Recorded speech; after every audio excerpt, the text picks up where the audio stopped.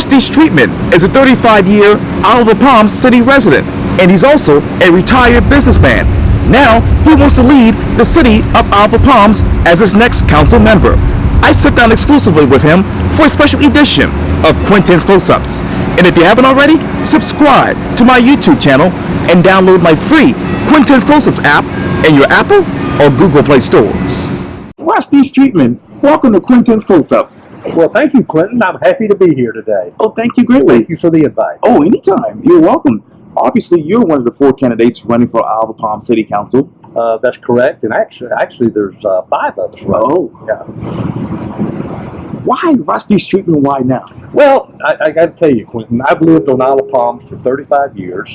For most of the years I've lived on Oliver Palms, I've worked away from Oliver Palms, traveled all over the Southeast with my business. And I retired about 5 years ago. And I started getting interested in local island politics, started attending council meetings, committee meetings, and just looking more into depth as to what was going on in the island. And I decided to just give back. I've been kind of the type of person who likes to volunteer for things, like to get engaged in things. Right. And I think I have something to offer for Oliver Palms, so I've decided to get into the race. Speaking of the race and obviously politics, I know you probably know about this, but the Oliver Palms smoking ban ordinance first reading failed with a 4-4 split vote. 1 council member was absent. That's correct. When you look at that smoking ban, Rusty, what sticks out to you right now? Well, I mean, the smoking ban ordinance was pretty controversial in that, we have a littering ordinance in place at Oliver Palms. Right. And so really the controversy surrounded the issue of, do we more enforce the littering ban that we already have in place on Oliver Palms, and then layer no smoking on the beach on top of that. And it was a lot of discussion at the council meeting. I was there, and because of that 1 member being absent, they ended up with a 4-4 vote, which means that it didn't pass. The motion didn't pass. So where it goes from here, I don't know at this point. I could go back to committee, it could come up again, and we'll just see what happens with it. What happens with it? I know on your Facebook page you said this quote, "I'm a citizen, not a politician, and as such, I promise to be collaborative in my approach, listening, reacting to your concerns, and voting in the best interest of island residents who live, work, and play on this beautiful island paradise we call home." Let me stop there. How would you approach, going back to the smoking ban, how would you approach that if you're a councilman today? Well, if I was a councilman today, I'll be honest with you, I don't know where I would come down on that exactly at this point. It's sort of controversial in that you don't want to limit a person's freedom or people's freedom. And certainly it is legal to smoke in the state of South Carolina. It's legal to smoke outdoors in certain areas, including the beach. But I also am in favor of clean beaches, and I certainly would not want to see our beaches, continue to be littered with cigarette butts or other smoking materials. At this point, I'm still weighing the options as to how I would come down on that. I'm willing to listen, collaborate with citizens and others who feel strongly about the subject, and that's where I'm at this point. Another subject that a lot of people are strong about, and I've talked to Mayor Jimmy Carroll about this, and that is offshore drilling. Everyone says no to it. Right. Where are you with it? Offshore drilling, I'm not in favor of. And quite honestly, I don't know that that's going to happen in South Carolina anyway, because I don't see that South Carolina has the areas along the beachfront, with being a tourist type state, that would support the infrastructure for offshore drilling. The refineries and that sort of infrastructure that it would take. You look at it, we've got the Grand Strand, all beach resorts. Certainly Georgetown has a little bit of industrial there, but that's really the only area of South Carolina that's not a beach resort. You get on down to the Barrier Islands, Isle of Palms, Sullivan's Island, James Island, and then on down to Hilton Head, that area there. Where would you put the supporting infrastructure? And on top of that, I just don't think offshore drilling is right for the state of South Carolina. And let me talk to you about more issues going on Oliver Palms. You said this on your Facebook page, quote, "Responsible, effective budgeting to meet the immediate needs of our islands." And that's what you said you would do if you were elected to council. What are the other immediate needs of the island right now? Well, we have some high priority items to be such a small island. Basically, as I see it, not necessarily in order of priority, but all of these are top priorities. Sure.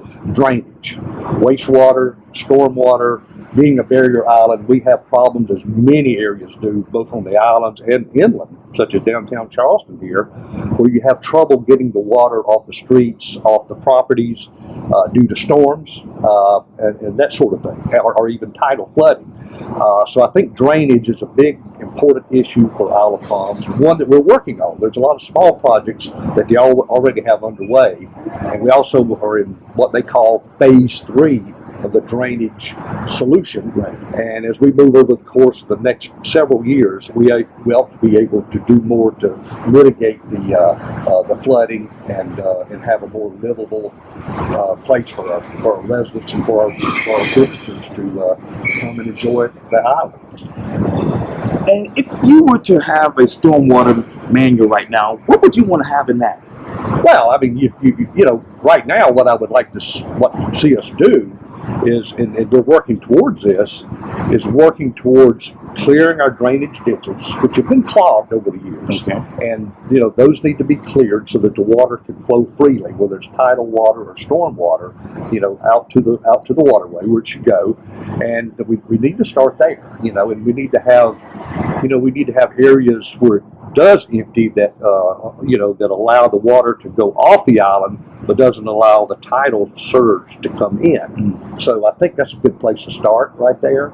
And but I think regular maintenance schedules of the ditches themselves, they get clogged with weeds, they get silt, all types of material end up in those drainage areas, and many of them run behind the homes, and that you know, and it's not only unsightly, but it can be also, I think, unsafe and unsanitary as well. How many drainages that need to be cleaned right now in Isle of Palms? Well, I'd say all of them need to be cleaned, and I'd be hard pressed to tell you exactly how many there are. But it's interwoven, yes, you know, within the island, and you know, and all of them have their issues at some point, you know, but it's, again, progress has been made, and the current council has taken really good steps towards making this happen. So, you know, the heavy lifting is beginning to be done even as we speak. So that's a big priority for us. And another priority for you is Marina Enhancements for the future to benefit residents and visitors. That's right. What enhancements are you talking about? Well, you know, for the marina itself, it's city-owned. But we bought the marina, by us. I mean, the citizens voted in 1998, I believe it was, to buy the Isle of Palms Marina from the Finch family.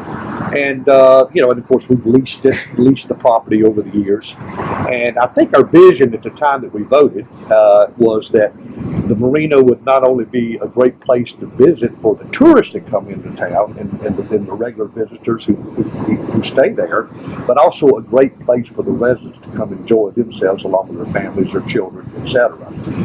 Over the years, it's, you know, it just doesn't seem to have the sort of resident access that we would like to have a marina have.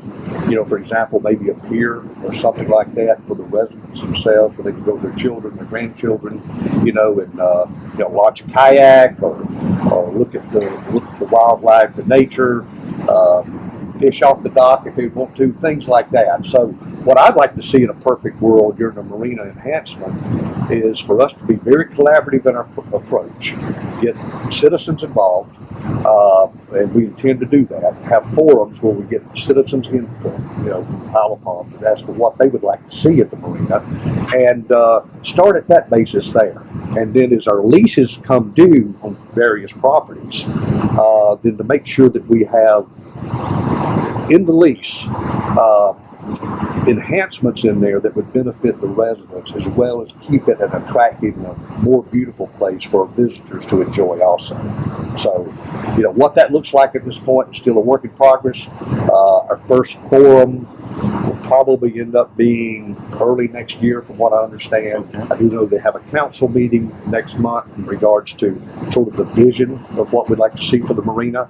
But it, again, is still a work in progress. And before anything is done decision-wise by council, there's going to be a lot of citizens' feedback and forums for them to weigh in with their ideas. And you know, the people who live on our island have some great ideas. Sure. About what they'd like to see. Exactly right. How many properties are we talking when it comes to the marina? Well, you've got the marina store, and that's under lease now, and the lease is valid until 2045. So that's a long-term lease already in place. So we got the marina store, the docks there. There's also some sub-leases like the Eco Tours and that's some Eco Tours, things like that operate out of there. And so there's a number of subsidiary businesses that sublease. On the other side, the ones that are up for bid really is the restaurant property now where the Morgan Creek Grill is. And also that area extends all the way down to where the water sports area is too. So that whole side, that lease is up in September of 2020. Okay, so that's coming up. And that's where our decisions have to be made as to what that part of the property looks like. I know the council had already put out what they call RFPs or requests for proposals to see who might want to look at the restaurant property. The current leaseholder, weighed in with the proposal. There was another entity. There were two other entities that weighed in, and at this point, all of that's being evaluated as to what that restaurant space may look like. What we have been assured of at this point is that will in all likelihood continue to be a nice restaurant. It may look different. It may be under different ownership or different leaseholder. But that's the plan at this time. You talk about space. Let me talk to you about parking and traffic issues. Obviously, that's a topic around town. No doubt, all around town. Well, where's that at the top of your mind? Well, part of what our government should do, local government or otherwise, is make sure that safety is at the forefront of their thinking. Safety, infrastructure, that sort of thing. That's what you're tasked to do as a government official at any level. And we certainly have our safety issues on Isle of Palms. We've made some good strides, I think, in sort of helping alleviate some of the issues with parking on Palm Boulevard. But we also have ample parking throughout the island. We have the municipal parking lot that you can park at for a nominal fee. There's also the county parking lot that can be parked at also in Front Beach. And then, of course, we have other areas too. Down near Breach Inlet, there's a small area where you can park. And then along Palm Boulevard. And along Palm Boulevard, you can still park on both sides of Palm Boulevard, 22nd Street to 40th. But what we did change, what the council changed, was that you could only parallel park on the landward side of Palm Boulevard instead of perpendicular parking. And I think that's helped some because in the past when you had cars that were pulling in perpendicular to Palm Boulevard, you not only stacked more cars in there, but it also was more of a safety hazard because if people got out with the children, that sort of thing, it was more difficult to see those children when they were running away from the car. They decided they wanted to go to the beach. Mom and dad are unloading stuff, out of the car. So many times you'd see children awfully close to the road, awfully close to the street. And Palm Boulevard is a major thoroughfare, 35 miles per hour. So I think that we have to keep that in mind when it comes to the safety issue in regards to parking and continue to refine that. We've made some good progress with it. Again, I give credit to the current council that's in place now as to making those moves to help alleviate some of the safety and traffic issues right there on Palm Boulevard, which I think is probably the area of most concern for all of us as island residents. And another concern right now in the next couple of years is quality of life. What is that right now, as you can describe it on the Isle of Palms? Well, quality of life on the Isle of Palms is incredible. I mean, incredibly good, I would say. We live on a wonderful barrier island. It's beautiful year round. We can complain about things, I guess, that are problems such as the traffic. We do get a lot of traffic up and down Palm Boulevard, across the connector, across the Ben, coming off from the Ben Sawyer, coming over from Sullivan's Island. But it's because tourists love our area. People love to have Isle of Palms as a destination. So, even though there are people that would say, the heavy traffic really affects negatively the quality of life, I don't think that's anywhere near a majority. I think the great majority of the people who live on Isle of Palms welcome the tourists that are there to stay for a weekend, for a week, and they know that they contribute to the economy. The ones who come and stay for a week, they're spending money in our shops, at our grocery stores, our pharmacies, and areas like that. So that's a real benefit to us. One issue that does come up on Isle of Palms from time to time, and again, this is sort of a work in progress, is a short-term rental situation where a rental house, not just on Front Beach, but back inland, near between the beach and the waterway, where there are rental houses that are short-term rentals. So you do have some livability issues there sometimes, occasionally. It may get rented to some folks that are fairly noisy. So there's a violation of a noise ordinance. That has to be dealt with. But that's some of the issues that we're dealing with there. Also, is how does that short-term rental situation look like, and what do we do about it? How do we define that better? How do we enforce that better so that we don't have noise issues that affect the livability of the regular residents of the island? How do you define that now? Well, I mean, now what happens is if you have, we do have an ordinance in place, and I couldn't quote that to you word for word, but there is an ordinance in place that,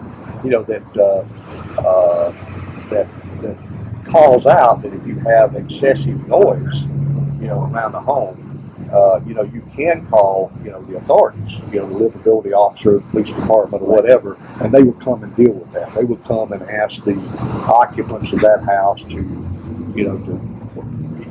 be quieter, tone the party down or whatever. And it's basically kind of a warning process. There is a step process that, if it was repeat offenders or whatever, they could be cited in some way, but I think that rarely happens. It really happens. If elected, what would you do on day one as councilman? Well, on day one, what I would like to do is to work with the council, and we're going to have a big change on council. There's going to be a lot of new faces. So what I would like to do with our first meeting when we get together is to sit down and talk about what are our strategic objectives for the island. What do we want to see the island look like? Not only next year, but 5 years, 10 years, 15 years. Put a strategic plan in place, one that that helps us not only operate within our current budget, but look at where we can adjust the spending habits.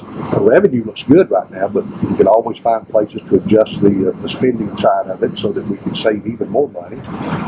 Look at what we can do to save for a rainy day. The hurricane fund basically is what we call it.